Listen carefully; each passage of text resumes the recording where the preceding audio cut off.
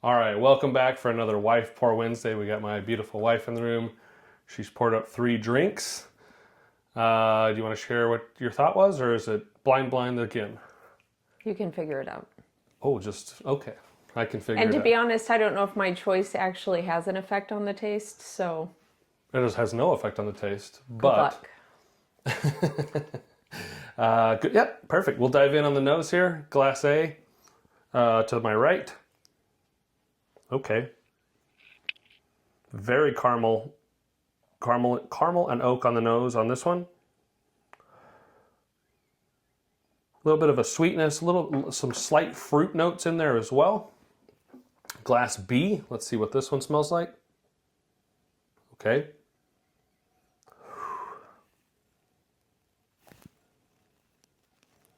A lot lighter nose on glass B, not picking up a ton there. Maybe a slight like spearmintiness. Interesting. Curious on that though, but very light. There. Glass C. Glass C. Back to the caramel notes there. Some fruits, a little bit of oak. Pleasant nose on glass C. Let's try these, see if we can pick out what it is. Glass A.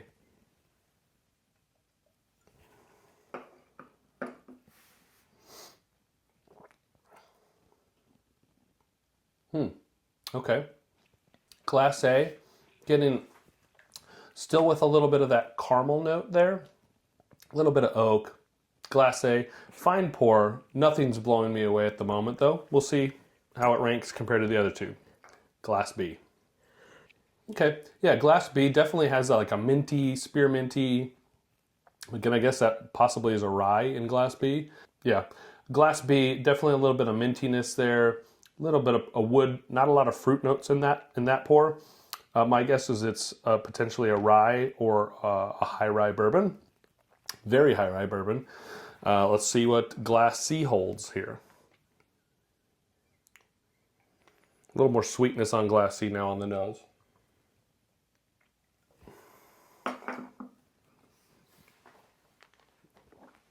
Any idea on proof on these? None of them seem super high to me.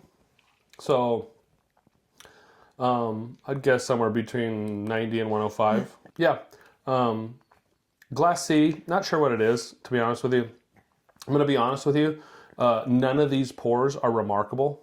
So we might be just fighting with bottom shelfers or my palate's all jacked up today. You never know.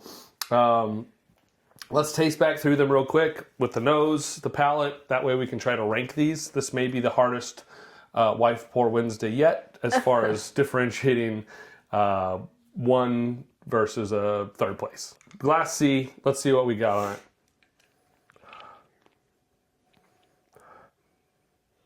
I'm gonna get a light nectarine note on the nose there again. Let's see what glass B holds here. Less mintiness now on the nose. Who knows? Maybe it's opening up a little bit. Almost a little bit of apple type fruit note there. Green or red?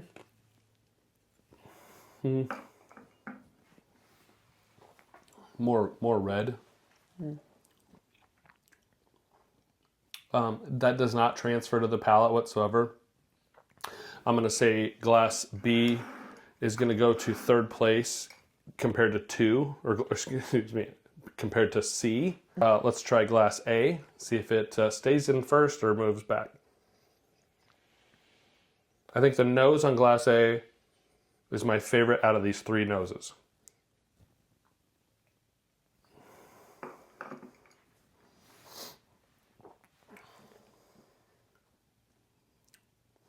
Yeah, I'll leave it like this. I'm going to be completely honest with you.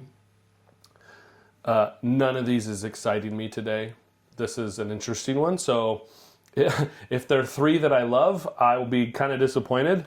If there are 3 that are just hiding somewhere in the back, my wife did a good job of finding some bourbons I haven't had in a while. So we'll see what we're doing here. So we're going to go glass B in third place, glass C in second place, glass A in first place. Randomly, I believe maybe the last two Wife Pour Wednesdays ended the same way. Yes, I was going to say So I'm that. like, why is the one I'm picking always on this side? That's I don't weird. know, but I'm interested to see how this plays out. Yeah.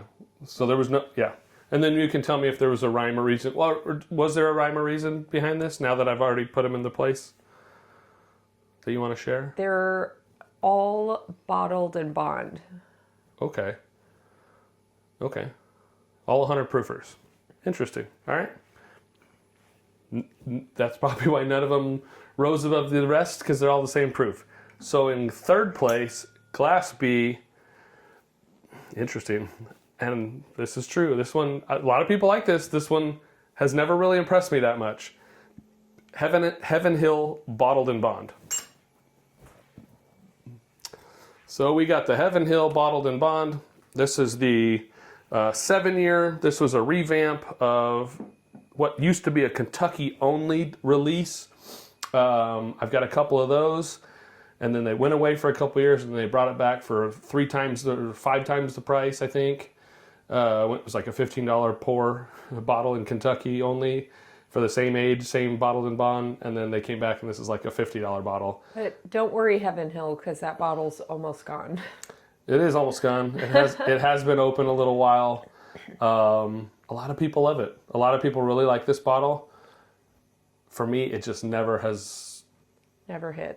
captivates me too much. It's fine. It's just not anything that I'm going to write home or recommend someone else go find. Glass C in second place. We've got the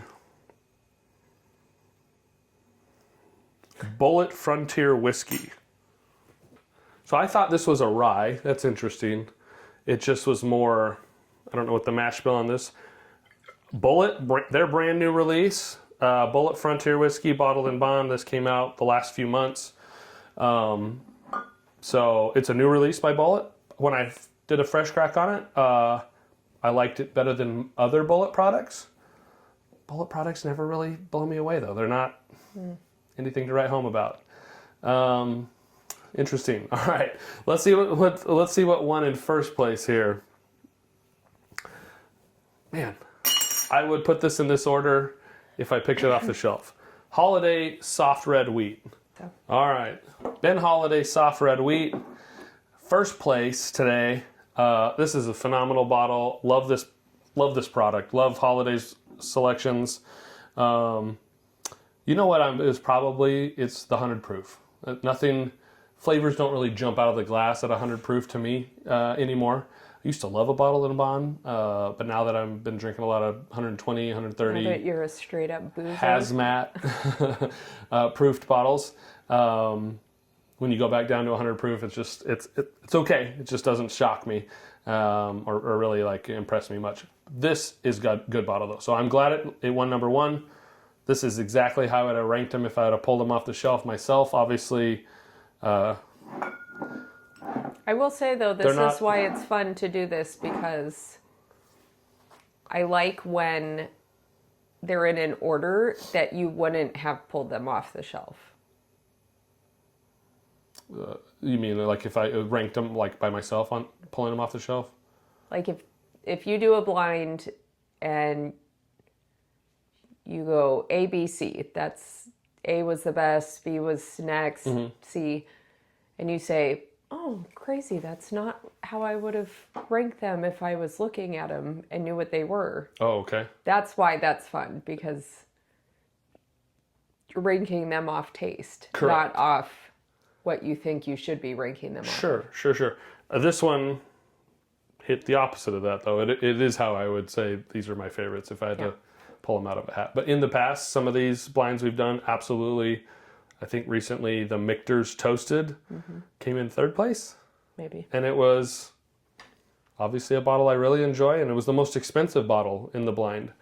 It just didn't, that day, live up to the hype. So this was super fun. Great job. Another great pick on the pours. Hopefully everybody enjoyed watching the Wife Pour Wednesday. Thanks for my wife. We'll see you again next week for another Wife Pour Wednesday. Cheers.